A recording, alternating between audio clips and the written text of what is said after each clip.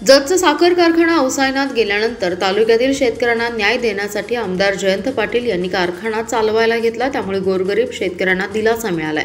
मात्र आता हा कारखाना बंद करण्याचा इशारा देत गोपीचंद पडळकर हे शेतकऱ्यांवर अन्याय करीत आहेत।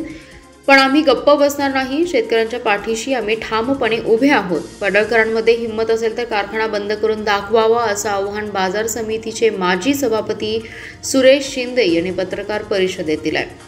यावेळी मनसूर खतीब कोकरे, उत्तम चव्हाण उपस्थित होते। सुरेश शिंदे म्हणाले, जतचा कारखाना उभा करण्यासाठी तालुक्यातील गोरगरीब शेतकऱ्यांचं योगदान आहे। जयंत पाटील यांनी जत तालुक्याच्या विकासासाठी म्हैसाळ योजनेची मुहूर्तमेढ रोवली, विस्तारित योजनेला पाणी मिळवून दिलं, तसंच पाईपलाईन सर्वे करून या योजनेला गती मिळवून दिली। अशा नेत्यांवर बिनबुडाचे आणि खालच्या पातळीवरील आरोप करणं हे पडळकर यांचं स्वार्थी राजकारण असल्याची टीका त्यांनी यावेळी केली आहे। पडळकर यांनी जतचा कारखाना बंद करण्याचा इशारा दिलाय, हे शेतकऱ्यांच्या हिताविरुद्ध आहे।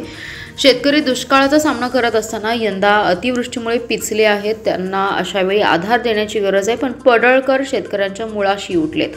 पडळकर यांनी चिंतन करून शासनाकडे किंवा न्यायालयात दाद मागावी अशी शिंदेंची सूचना आहे। आटपाडी आणि नागेवाडी कारखाने बंद पडले, त्यांना सुरू करण्याचा प्रयत्न करावा, पण जत तालुक्यात जातीपातीचं राजकारण करून अस्थिरता निर्माण करू नये असा इशाराही त्यांनी दिलाय। आमदार गोपीचंद पडळकर जे बिनबुडाचे आरोप करायला लागले, लोकांच्या जो संभ्रम निर्माण करायला लागले, लोकांचा संभ्रम दूर व्हावा हा दूर दृष्टिकोन ठेवून आज आपण ही पत्रकार परिषद या तालुक्यातील शेतकऱ्यांनी म्हैसाळच्या जुन्या योजनेने 35% सिंचनाखाली आलेला आहे।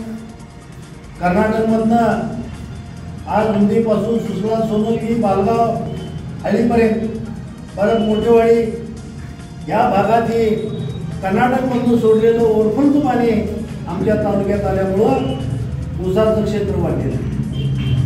आज निश्चितपणानं 4-4.5 टन मेट्रिक टनाचं गळप या कारखान्याला आणि या कारखान्याला बळकटी केली।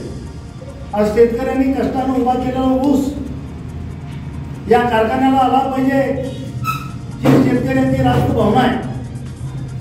परंतु आमदार गोपीचंद पडळकर या शेतकऱ्यांच्या अन्नात माती घालून काम करायला लागले, हे अतिशय चुकीचे।